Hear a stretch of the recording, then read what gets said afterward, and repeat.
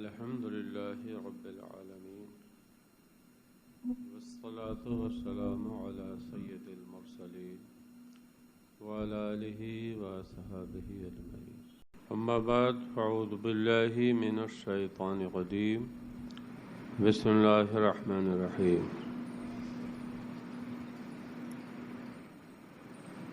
وَلَقَدْ فَضَّلْنَا بَعْضَ النَّبِيِّينَ عَلَى بَعْضٍ وَآتَيْنَا دَاوُودَ زَبُورًا صدق اللہ العظیم نبیت و سنت الاطلاق درود شریف اللہم صلی علی سیدنا مولانا محمد وعلی آل سیدنا مولانا محمد طب القلوب ودوائها وعافیت الابدان وشفائها ونور الابصار وضیائها وآلہ صحابہ دامن ابدا۔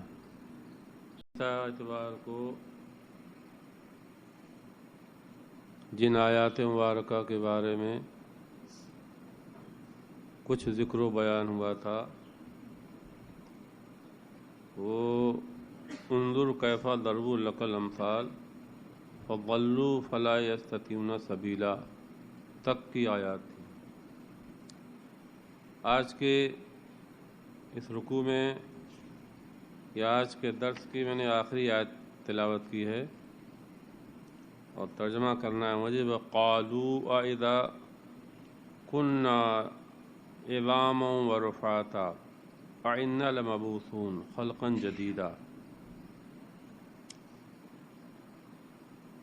یہ ربیع الاول شریف کا مہینہ بھی چل رہا ہے۔ اللہ تعالیٰ کے پیارے حبیب صلی اللہ علیہ وسلم کی مکی زندگی کا ذکر و بیان بھی ان آیات مبارکہ میں ہے۔ آپ کی جو مساعی جمیلہ دعوتی کوششیں مکے میں تھیں وہ کس قدر مشقت بھری تھیں، کتنے موانع اور کتنی رکاوٹیں تھیں آپ کے اس مشن یا آپ کی اس تحریک کو نافذ کرنے میں۔ اور آج بھی ہم دیکھتے ہیں کہ جو کلمہ گو ہیں، جو حضرات یہ کام کرتے ہیں یا رات دن شب و روز ملت کے لیے دین کے لیے کرتے ہیں، جو اپنے آپ کو مسلمان یا مومن کہلاتے ہیں، کلمہ پڑھتے ہیں، وہ جب حرکتیں کرتے ہیں، رکاوٹیں ڈالتے ہیں تو وہ تو مشرک تھے۔ ان کا عالم، ان کی شر کتنی عظیم شر ہوگی اور کیسے طرح طرح کے شوشے نکالا کرتے تھے آپ کی ذات کو ہلکا کرنے میں۔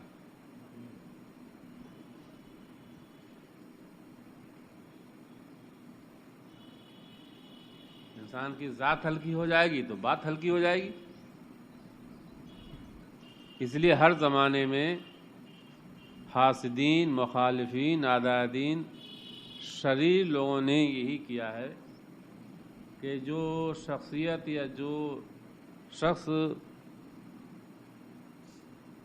دین کی خدمت یا دین کے لیے سعی کرتا ہے تو اس کی ذات پہ ہی حملہ کرتے ہیں۔ اسی میں ان کے جو برے عقیدے تھے اور لے دے کے بنیادی ان کا جو عقیدہ تھا وہ یہ تھا کہ مرنے کے بعد اٹھنا نہیں ہے۔ یہ بات عقل میں آتی ہی نہیں ہے کہ جب انسان مر جائے ہڈیاں ریزہ ریزہ چور چور ہو جائیں گی، مٹی ہو جائے گا تو پھر دوبارہ کیسے اٹھایا جائے گا؟ یہ بات عقل میں نہیں آتی۔ اس لیے قرآن کریم میں آپ جو حضرات تلاوت کرتے ہیں، تھوڑا سا اردو بھی جانتے ہیں، اللہ تعالیٰ نے اپنی قرآن کریم کے جو مضامین ہیں، جو چیپٹر ہیں، ان میں سب سے اہم اور امتیازی شان جسے حاصل ہے وہ توحید کا ہے، اللہ تعالیٰ کی وحدانیت۔ چونکہ شرک کی گندیاں بھی وہاں تھی بہت زیادہ، اس کے بعد سب سے زیادہ ذکر اگر ہے تو آخرت کا مرنے کے بعد اٹھنا ہے. آخرت ہے، قیامت قائم ہوگی، حشر ہوگا، ہر آدمی کو زندہ کیا جائے گا، ہر انسان کو. تو اسی کو قالو اور بولے منکر، جو مرنے کے بعد اٹھنے کا انکار کرتے تھے بولے اذا کننا عظاما. یہ بات سمجھ نہیں آتی، جب ہم ہڈی بن جائیں گے ہڈیاں بھی چور چور ہو جائیں گی، وہ رفاتا چور چور. ایک وقت آتا ہے کہ ہڈی بھی گل جاتی ہے، کوئی اس میں کیمیکل نہ ڈالا جائے وہ اپنے وقت پہ آ کے. اور آج کل تو ایسے ایسے کیمیکل چل گئے ہیں، سنا ہے کہ عرب وغیرہ میں قوروں میں ڈال دیتے ہیں، اس کے بعد وہ چند دن کے بعد اسے صاف کر کے پھینک دیتے ہیں.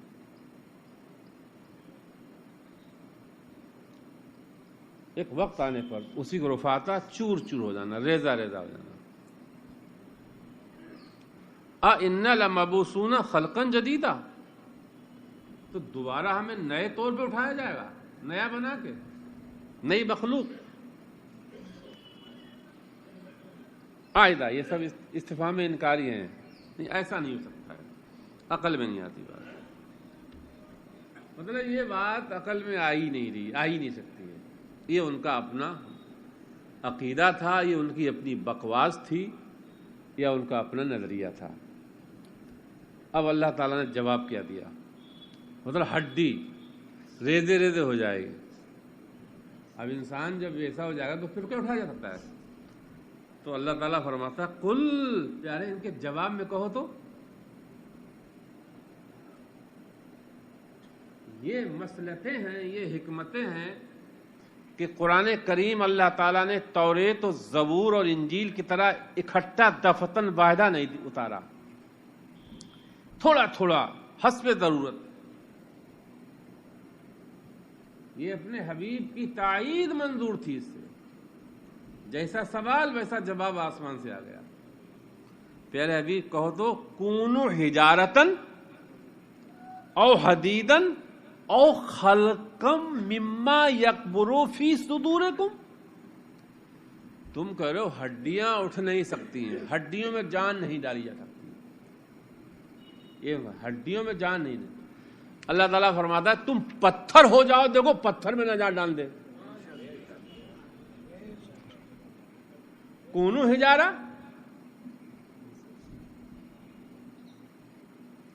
اور پتھر میں جان ڈالی ہے دستے مصطفیٰ. نہیں، دشمن مصطفیٰ کے ہاتھ میں پتھر تھے، صرف زبان مصطفیٰ تھی. کونو حجارہ، اللہ تعالیٰ فرماتا ہے ان سے کہو تو پیارے تم ذرا پتھر ہو جاؤ. اچھا پتھر ذرا سخت، حدیدہ لوہا بن جاؤ. دیکھیں یہ انداز ہے قرآن کریم کا، یہ مزاج ہے. تم کہہ رہے ہو ہڈیوں میں جان نہیں پڑے گی. ارے ہڈی تو بہرحال پتھر سے نرم ہی ہوتی ہے. تم پتھر ہو جاؤ اور حدیدہ یا لوہا بن جاؤ. دیکھو اس میں بھی نہ روح پھونک دیں، اسے بھی نہ کھڑا کر دیں.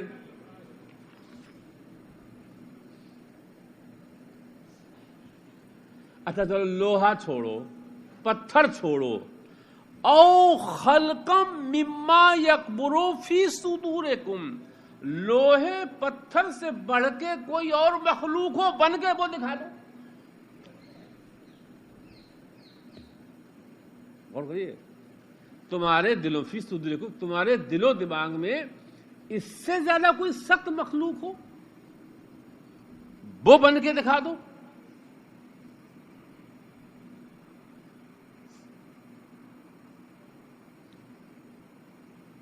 مطلب یہ ہے تمہیں خدا کی قدرتی نہیں معلوم ہے بھائی. اب یہ اللہ تعالیٰ نے جو یہ فرمایا کہ تم پتھر بن جاؤ یا لوہا بن جاؤ،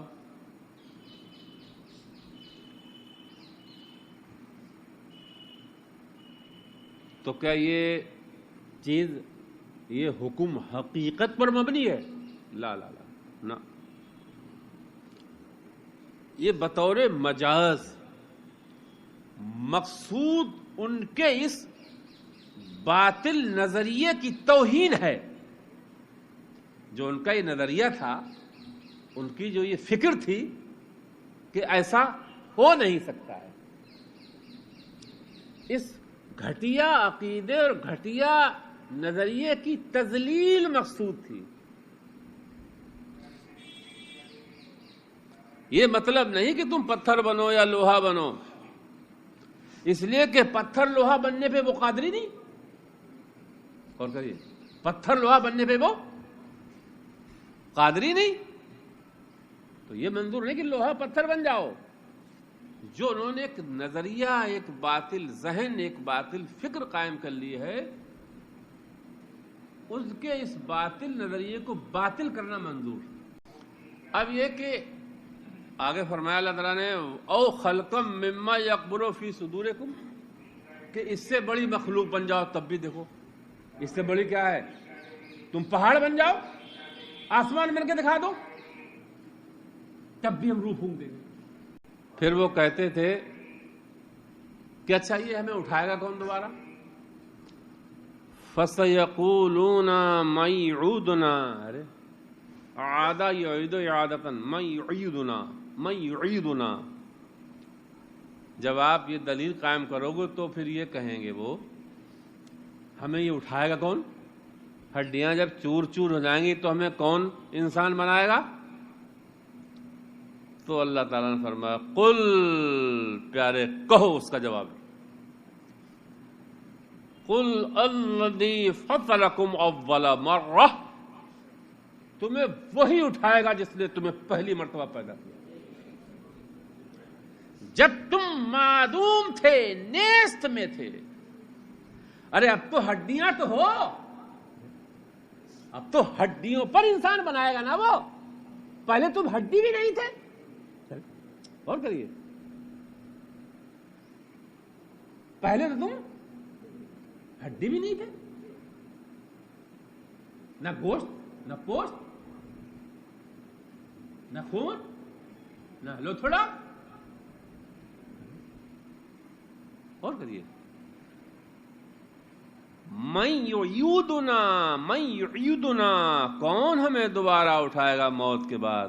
زندہ کون کرے گا؟ تو اللہ تعالیٰ فرماتا ہے قل، پیارے کہو تمہیں وہ دوبارہ، وہ قادر قدیر مقتدر عظیم قدرت والا تمہیں دوبارہ اٹھائے گا جس نے تمہیں پہلی مرتبہ پیدا کیا تھا، بلا مثال، بلا نمونے، بلا سانچے کے، بلا ڈھانچے کے، کوئی صورت نہیں تھی. اول مرہ.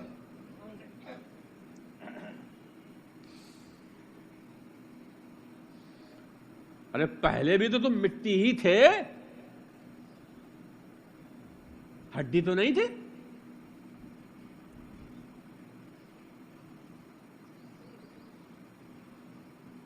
ارے خون کے لوتھڑے کو جس قدرت نے، جس عظیم قادر قدیر مقتدر نے خون کے لوتھڑے کو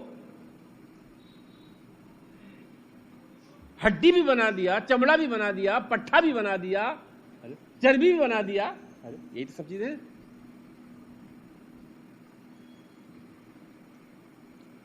اچھا جب یہ جواب دیں گے پھر اللہ تعالیٰ وہ بھی دیکھیے، یہ ہے علم غیب، پیشن گوئیاں سب. پہلے ہی اللہ تعالیٰ نے اپنے حبیب کا دل قلب، جب یہ تو آپ جواب دیں گے تو یہ مذاق بنائیں گے. آپ کوئی آنکھیں چلائے گا، کوئی سر ہلائے گا. دیکھو مذاق بنانے کے تمسخر کے طریقے ہوتے ہیں. تو اس کو فرماتا ہے فَسَيُنْغِضُونَ إِلَيْكَ رُؤُوسُهُمْ. تو یہ پیارے حبیب بطور تعجب یا بطور انکار یا بطور استہزاء، بطور مذاق یہ سر ہلائیں گے آپ کی طرف، ٹھٹا کریں گے، سر کریں گے. وَيَقُولُونَ مَتَى ہوا، اور پھر یہ حرکت کریں گے اچھا وہ کب زندہ کیا جائے گا. وَيَقُولُونَ مَتَى، تو وہ زندہ کب کیا جائے گا وہ تو بتاؤ. اللہ اکبر. تو اس کا بھی جواب دیکھیے، یہ کیسی چنی ہوئی آیتیں ہیں ایک دم. تو اس کا بھی جواب اللہ تعالیٰ نے، قل پیارے کہو نا، قل لہم، یہ اس سوال کا جواب یہ عسى ان يكون قریبا، وہ تم جلدی مت کرو، صبر کرو، قریب اٹھائے جاؤ گے۔ ذرا غور کرنا، 1400 برس تو قرآن کو، اس آیت کو آئی ہوئی، سورت کو آئی ہوئی آیت کو ہو گئے، اور ابھی قیامت کب آئے گی یہ بھی پتہ نہیں، لیکن اللہ تعالیٰ فرما کیا رہا ہے؟ قریب۔ کیا فرما رہا ہے؟ قریب۔ ذرا غور کریے، غور کرنے کی ضرورت ہے۔ 1400 برس تو تقریباً اس کو آئے سورت کو اترے ہوئے ہو گئے، بلکہ زیادہ ہی ہو گئے، اور ابھی قیامت کب آئے گی یہ پتہ نہیں، اور رب تعالیٰ کیا فرما رہا ہے؟ عسى ان يكون قریبا، تم کہہ رہے ہو کب آئے گی؟ وہ قریب ہے۔ ارے وہ قریب ہے۔ پہلی بات تو یہ ہے کہ ہر انسان کی موت اس کے لیے قیامت ہے، چونکہ قیامت میں جو دیکھنا ہے مرتے وقت سب انسان دیکھ لیتا ہے۔ دوسری بات بارہا میں نے عرض کی ہے کہ قیامت آ رہی ہے، دنیا جا رہی ہے۔ قیامت آ رہی ہے، دنیا کا ہر دن، ہر ہفتہ، ہر مہینہ، ہر سال کیا ہے؟ جا رہا ہے نا۔ شاہجہاں پور پلیٹ فارم پر ایک ٹرین آ رہی ہے اور ایک جا رہی ہے۔ جو آ رہی ہے وہ دلی اسٹیشن پہ کھڑی ہے، آ رہی ہے، اور جو جا رہی ہے وہ شاہجہاں پور پلیٹ فارم پہ کھڑی ہے۔ کون قریب ہے بتاؤ؟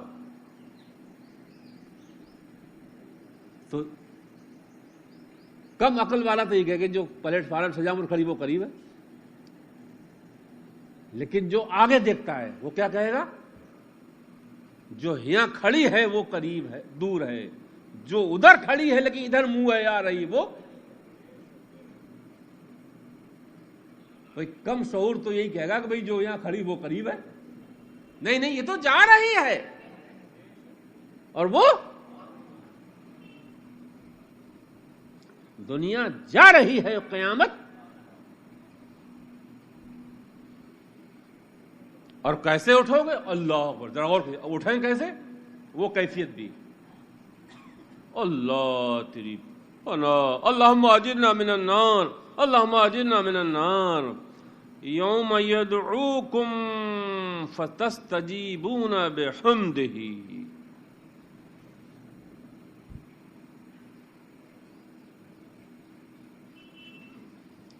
جب وہ تمہیں بلائے گا، غور کرنا، یوم یدعوکم، جس دن وہ تمہیں بلائے گا، جب اس کا داعی اعلان کرے گا، ایک گلے سڑے جسموں کھڑے ہو جاؤ، تو اسرافیل سور پھونکیں گے تو سب ایک دم تستجیبونا، تو سارے کے سارے زندہ ہو کر کے سب کھڑے ہو جائیں گے اور چل دیں گے میدان میں بحمدہ، اور جو کرتے تھے وہ تو حمد اس کی کریں گے، اور جو منکر تھے وہ بھی اس دن اس کی قدرت دیکھ کے سبحان اللہ و بحمدہ، سبحان اللہ العظیم، سبحان اللہ و بحمدہ، سبحان اللہ العظیم، سبحان اللہ و بحمدہ، سبحان اللہ العظیم۔ جو دنیا میں یہ تسبیح اور تقدیس ہم نے آپ بولا کرتے تھے وہ تو وجد میں آ کے پڑھیں گے، سنتے تھے وہ دن آج ہے، ہاں چلو حسرت زدو۔ ارے اور جو منکر تھے اس کی قدرت کو دیکھ کر، اس کے اقرار کو دیکھ کے، اس کے ہولڈ کو دیکھ کر، اس کی پاور کو دیکھ کے وہ بھی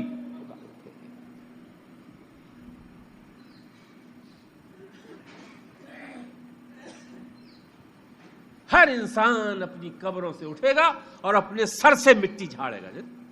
جب آدمی سو کے اٹھتا ہے تو چڑھ جاتا ہے سر سے۔ حضرت سعید ابن جبیر کہتے ہیں انہم ينفضون التراب عن رؤوسهم ويقولون سبحانك اللهم وبحمدك فيقدسونه ويحمدونه. تو یہ منکر بھی اس دن کیا کریں گے؟ اپنے سروں سے مٹی جھاڑیں گے اور جھاڑ کر کے یہ پڑھیں گے لیکن یہ پڑھنا انہیں نفع نہیں دے گا. قیامت کا جو دن ہوگا وہ آیا ہے روایات میں، دنیا کے دنوں سے اگر اسے تولا جائے یا اس پہ تقسیم کیا جائے تو بتاتے ہیں 50,000 برس کا ہوگا، اور مومن کو وہ لگے گا ایک نماز کے برابر. بعض بات تو یہ ہے کہ ہوگا وہ 10,000 کے برابر، لیکن منکرین اور بد لوگوں کو عذاب کی وجہ سے وہ 50,000 کے برابر لگے گا. کسی بات میں یہ ہے کہ 1,000 برس کا ہے لیکن عذاب دے کے 50,000 کے برابر لگے گا. تو اب وہ اس دنیا میں ٹھہرنا، یہ قبروں میں ٹھہرنا، جب اس دن کی ہولناکی دیکھیں گے، جب اس دن کی خوفناکیاں، اس دن کا عذاب اور دہشت اور وحشت دیکھیں گے تو فرماتا ہے وَتَظُنُّونَ إِن لَبِثْتُمْ إِلَّا قَلِيلًا. تو وہ ہولناک امور دیکھ کر کے آپس میں دوسرے سے کہیں گے ارے قبروں میں تو بہت ہی تھوڑا ٹھہرے تھے، یا دنیا میں تو بہت ہی تھوڑا ٹھہرے تھے. ارے جو 80-90 برس جیا تھا وہ بھی کہے گا ارے تو گھنٹہ رہے تھے. چونکہ وہ دنیا کا عیش تو جاتا رہا، اب سامنے عذاب ہے.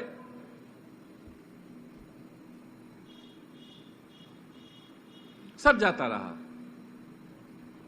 اللہ یہ ہے صاحب، اس میں اللہ تعالیٰ نے ان آیات مبارکہ میں اللہ پاک کے پیارے حبیب کے ساتھ کیا برتاؤ کر رہے تھے مکے کے منکر، اس کا ذکر فرمایا، اور ساتھ میں جس قیامت اور جس بعث و نشر کا وہ انکار کر رہے تھے اس کا ذکر فرمایا.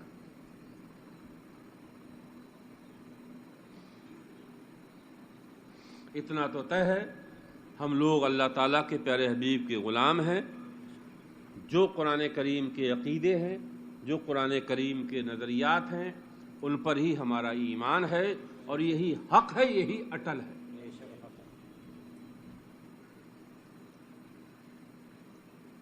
قیامت میں نجات اعمال صالحہ کی تیاری کے بغیر نہیں ہے، گناہوں سے بچنے کے بغیر نہیں.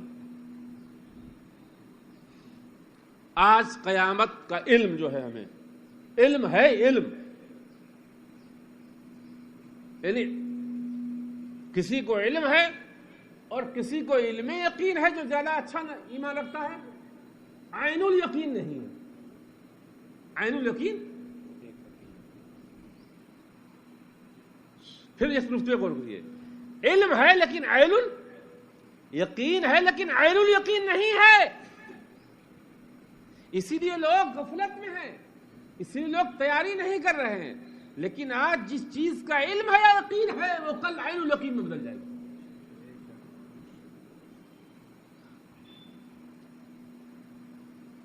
اور صحیح بات یہی ہے، کان کھول کے سن لے اے انسان، انک اذا مت فقد قامت قیامتوں کا. انسان جب مر جاتا ہے تو اس کی قیامت تو قائم ہو گئی. اس لیے کہ قیامت کی ساری ہولناکیاں وہ دیکھ لیتا ہے. جیسا میں نے ابھی عرض کیا، جنت بھی دیکھی جاتی ہے، جنت بھی دکھا دی جاتی ہے، دوزخ بھی دکھا دی جاتی ہے، فرشتے بھی دکھا دی جاتے ہیں.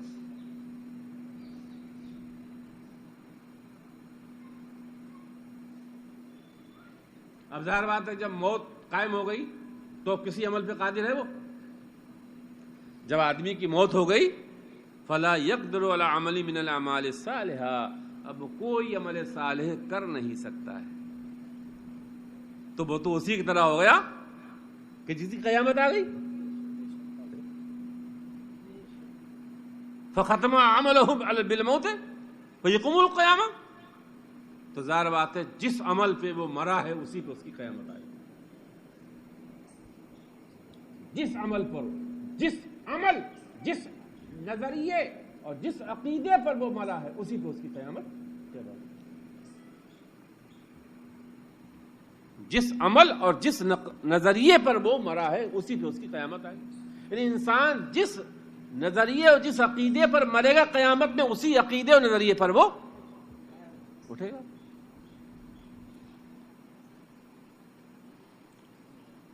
اللہ تیری پناہ. فطوبی لمن کان ختمہ بالخیر.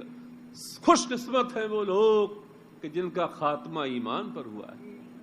خدایا بحق بنی فاطمہ کہ برقول ایما کنم خاتمہ. خدایا بحق بنی فاطمہ کہ برقول ایما کنم خاتمہ. اگر دعوتم رد کنی بر قبول منو دست دامان آل رسول. اللہم ارزقنا حسن الخاتمہ. اللہم ارزقنا حسن الخاتمہ. اللہم ارزقنا حسن الخاتمہ. اللہ اکبر. ایک بزرگ فرماتے ہیں اے لوگو دنیا کی دولتوں میں منہمک مست لوگو، موت اور قبر و قیامت کو بھولنے والے لوگو، الدولت الثلاث. ارے جن دولتوں میں تم پھنسے ہو سنو، وہ دولتیں اصلی دولت نہیں ہیں. ہم تمہیں 3 دولتیں بتا رہے ہیں، 3 دولتوں کی طرف توجہ دو. کہتے ہیں 3 دولتیں حقیقت میں مومن کے لیے. ایک دولت فی الحیات، ایک دولت عند الموت، اور ایک دولت یوم القیامہ. کہتے ہیں ایک زندگی کی دولت، ایک موت کے وقت کی دولت، اور ایک قیامت کے دن کی دولت. ان 3 دولتوں کی زیادہ فکر کرو. دنیا کی دولت بقدر ضرورت حاصل کرو، یا دنیا کی دولت میں جد و جہد بقدر ضرورت کرو. ایسا نہیں کہ اس کو آپ بیٹھ جاؤ چھوڑ کر. زندگی کی دولت یہ ہے کہ انسان کی زندگی اللہ تعالیٰ کی اطاعت میں گزرے. کھیتی بھی کرے، تاجر ہے تو تجارت کرے، ملازم ہے تو ملازمت کرے، لیکن اللہ تعالیٰ کی اطاعت میں زندگی گزارے. اور موت کی دولت یہی ہے کہ لا الہ الا اللہ محمد رسول اللہ پر روح نکل جائے. موت کے وقت اصلی جو دولت ہے کہ انسان کی روح لا الہ الا اللہ محمد رسول اللہ پہ نکل جائے. اور ایک ہے دولت قیامت، اور وہ یہی ہے کہ انسان جب قبر سے اٹھے تو اسے جنت کی بشارت دی جائے. قیامت کی دولت یہی ہے ہمارے لیے کہ جب وہ اپنی قبر سے نکلے تو اللہ تعالیٰ کی پناہ. اب اس کے بعد پھر ایک ادب. اب اللہ تعالیٰ اپنے حبیب کے صحابہ کو ایک ادب تعلیم فرما رہا ہے اس آیت میں. قل لعبادی یقولوا التی ہی احسن. اے پیارے حبیب، میرے جو بندے آپ کے غلام بن چکے ہیں. غور کرنا، اللہ تعالیٰ ہمیں توفیق دے. یہاں پہ ہم خطا کر رہے ہیں. اے پیارے حبیب، اب یہ تو واقعہ یہ معاملہ ان کا تھا جو انکار کر رہے ہیں. اب جو آپ کے دامن سے وابستہ ہو چکے ہیں، جو آپ کی غلامی میں آ چکے ہیں، میرے ان بندوں سے فرماؤ. یہ شر کر رہے ہیں نا ابو جہل، ابو لہب شر کر رہے ہیں. یہ عتبہ صاحبہ منکرین بعث و نشر آپ کے اوصاف اور کمال اوصاف جمیلہ اور آپ کے کمالات کا انکار کر رہے ہیں. انہیں کیا جواب دیں گے آپ؟ اور غور کریے.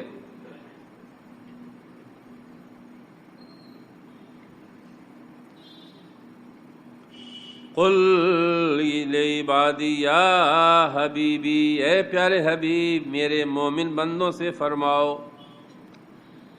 یہ ان مشرکین کو جواب کیا دیں؟ ذرا غور کرنا.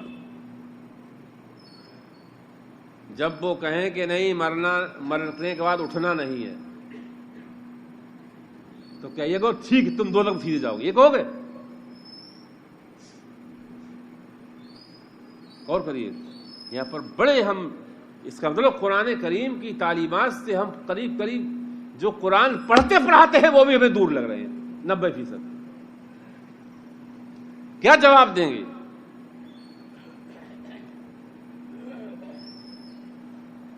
لے عبادی یقولو، میرے بندوں سے، میرے مومن بندوں سے پیارے حبیب فرماؤ اپنے غلاموں سے جب مشرکین تم سے بحث مباحثہ کریں تو جواب کیا دو، التی ہے احسن، تو ان سے بات اچھی کرو.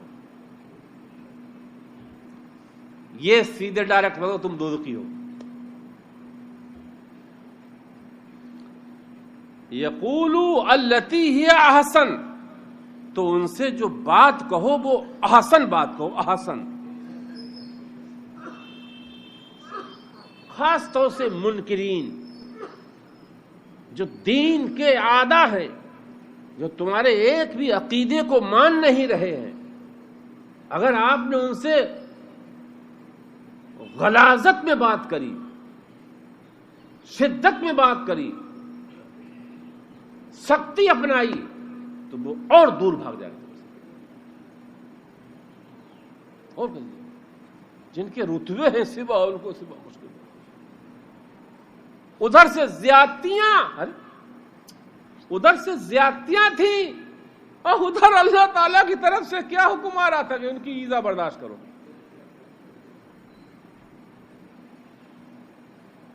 ایک جگہ اور فرمایا اللہ تعالیٰ وَلَا تُجَادِلُوا أَهْلَ الْكِتَابِ إِلَّا بِالَّتِي هِيَ أَحْسَنُ، یعنی یہود و نصارہ سے سخت بات مت کرو، جھگڑے مت کرو. التی الا باللتی ہے احسن، اچھی بات کرو، نرم بات کرو.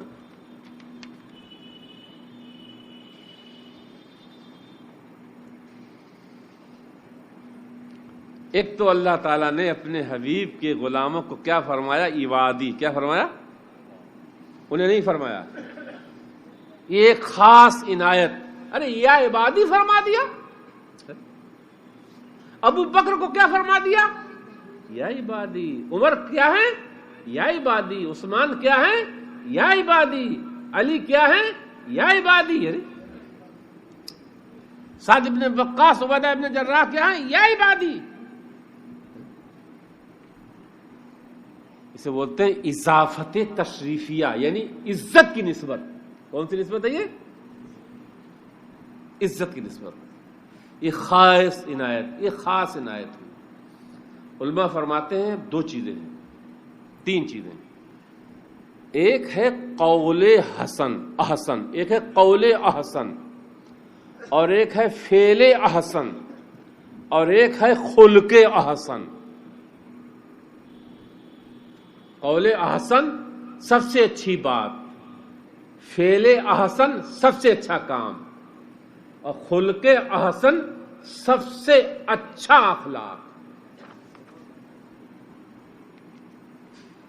کس قدر زیادتیاں ان کی طرف سے، کس قدر ایذا رسائیاں ان کی طرف سے، اور اس کے بعد بھی غلاموں کو حکم کیا مل رہا ہے؟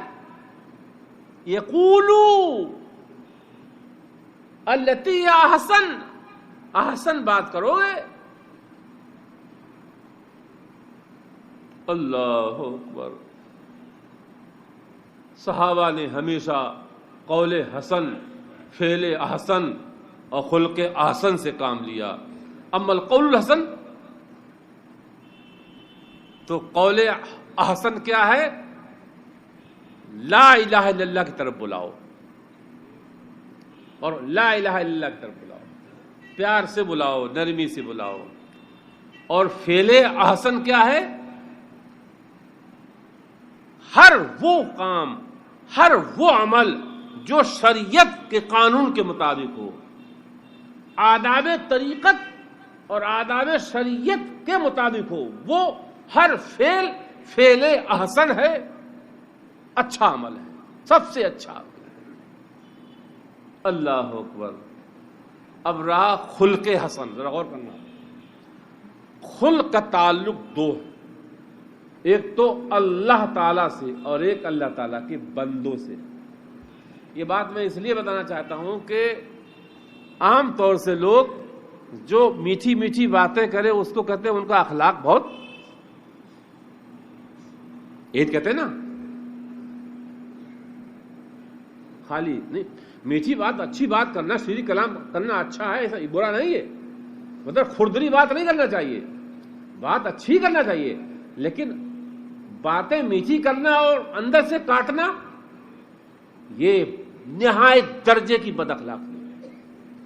یہ حسن اخلاق نہیں بلکہ کیا یہ اس سے زیادہ بری بد عادتی نہیں ہوئی. تو اب خلق احسن کی دو صورتیں ہیں. ایک بندے کا اخلاق اللہ تعالی کے ساتھ، یعنی خلق احسن مع اللہ، اچھی عادات و اطوار اللہ تعالی کے معاملے میں انسان کی ہوں. وہ کیا ہے؟ فَوَمَعَ اللَّهِ أَن يُسْلِمَ وَجْهُ لِلَّهِ مُحْسِنًا فِي طَلْبِهِ.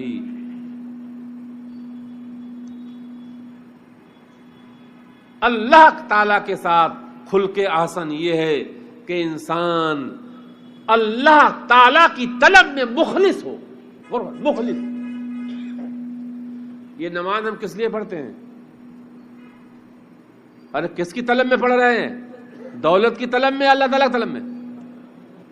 زکوٰۃ ہم کس کی طلب میں دے رہے ہیں؟ ان عبادات خمسہ سے مطلوب کون ہے؟ ارے ان سجدوں سے مطلوب کون ہے؟ مسجود ہے نا. عبادت سے کون مطلوب ہے؟ معبود نا. سبحان اللہ و بحمدہ کے ہم نعرے لگا رہے، تو اس حمد سے، اس تسبیح سے مطلوب کون ہے؟ سبحان نا، محمود نا. ہم اپنی کمائی، مشقت کی کمائی کو لٹا رہے ہیں تو مطلوب شہرت ہے، مطلوب چرچا ہے. لوگ محفلوں میں چرچا کرنے کے بہت شوقین ہیں. اس علم سے، جو علم ہم پڑھا رہے ہیں، جو علم ہم بانٹ رہے ہیں، تو مطلوب کون ہے نا؟ علم دینے والا، یا شہرت یا دولت؟ اللہ تعالی کے ساتھ خلق احسن یہ ہے کہ بندہ اللہ تعالی کی طلب میں مخلص ہو. مخلص ہو بندہ. اور خلق احسن مال خلق، خدا کے مخلوق کے ساتھ، ان یحسن الیہم بلا تمین فی الاحسان والشکر منہ، جس کے ساتھ جو بھلائی کرو، جس کے ساتھ جو احسان کرو، سمجھے آپ، بدلے کی امید مت رکھو. بدلے کی امید یہاں تک نہ رکھو کہ وہ تمہارا شکریہ ادا کرے، یہ بھی امید رکھو. یہ ہے، یہ چیزیں بھی ہمیں صحابہ کی سیرت میں ملتی ہیں. سیدہ صدیقہ رضی اللہ تعالیٰ عنہ، سیدہ صدیقہ رضی اللہ تعالیٰ عنہ، ارے مرد اور تو خواتین میں دیکھیے. سیدہ صدیقہ رضی اللہ تعالیٰ عنہ کے ہم ایک سائلہ آئیں. سائلہ نے سوال کیا، آپ نے خادمہ کو حکم کیا جاؤ ان کو دے کے آؤ. جب وہ دے کے آئیں واپس خادمہ، تو فرمایا کیا کہا؟ جواب میں دعا دے کے گئی.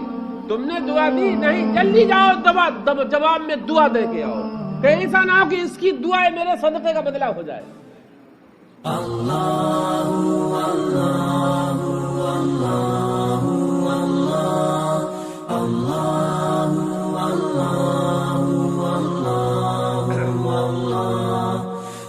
اور جو دوسری چیز ہے، ہم جیسے کمزور لوگ وَتَجَاوَزُوا عَنْ نِسَائِهِمْ وَيُسْرِفُوا فِيهِمْ بِالنَّصِيحَةِ. اللہ تعالی ہمیں توفیق دے.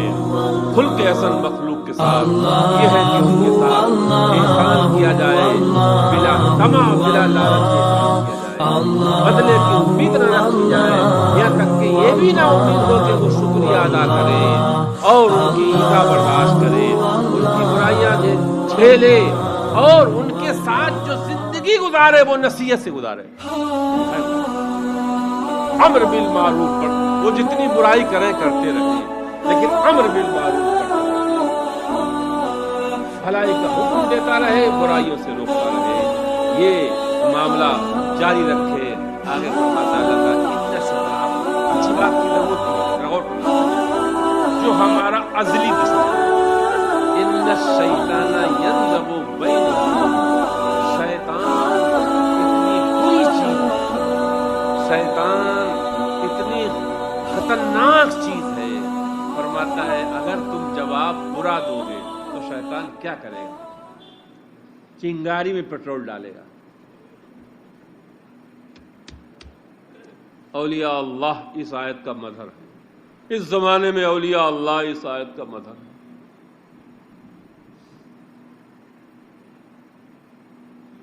اولیاء اللہ اس آیت کا مظہر ہے۔ ان الشیطان ینزغ بینہم، اگر تم ان سے بری بات کہو گے، جواب ان کے سوال کی طرح دو گے، تو شیطان تمہارے بیچ فتنہ پیدا کر دے گا، شر برپا کر دے گا، سخت بات کو، ان کا عناد بڑھ جائے گا، ان کی مخاصمت بڑھ جائے گی۔ اگر مخاصمت گھٹانا ہے، دشمنی گھٹانا ہے، عداوت کم کرنا ہے، تو بری بات کے جواب میں اچھی بات کہو۔ وہ اگر نفس سے بولے تو تم قلب سے بولو۔ ان الشیطان کان للانسان عدوا مبینا، بات یہ ہے کہ شیطان تو انسان کا کھلا دشمن ہے، ظاہر العداوت ہے، وہ کبھی تمہاری بھلائی نہیں چاہے گا۔ اس آیت کی بھی بہت سی باتیں باقی ہیں انشاءاللہ، اور جو آج ہم بیان کرنا چاہتے تھے، اور جو آپ نے آیت پڑھی وہ تو رہی گئی آخری آیت، وَلَقَدْ فَضَّلْنَا بَعْضَ النَّبِيِّينَ عَلَىٰ بَعْضٍ تِلْكَ الرُّسُلُ فَضَّلْنَا بَعْضَهُمْ عَلَىٰ بَعْضٍ۔ اللہ تعالیٰ نے بعض رسولوں کو بعض رسولوں پر عزت عطا فرمائی ہے۔ اللہ اکبر، یہ آیت بھی ہمارے نبی کی شان میں وارد ہے، اور تِلْكَ الرُّسُلُ فَضَّلْنَا بَعْضَهُمْ عَلَىٰ بَعْضٍ، وہ آیت بھی ہمارے رسول کی فضیلت کو ظاہر کر رہی ہے۔ اس پر ہم انشاءاللہ آئندہ اتوار کو کچھ عرض کریں گے۔ صحابہ کا معاملہ کیا تھا، صحابہ کی سیرت، اس پر بھی ہم انشاءاللہ آئندہ اتوار کو کچھ عرض کریں گے۔ استغفر اللہ ربی من کل ذنب واتوب الیہ۔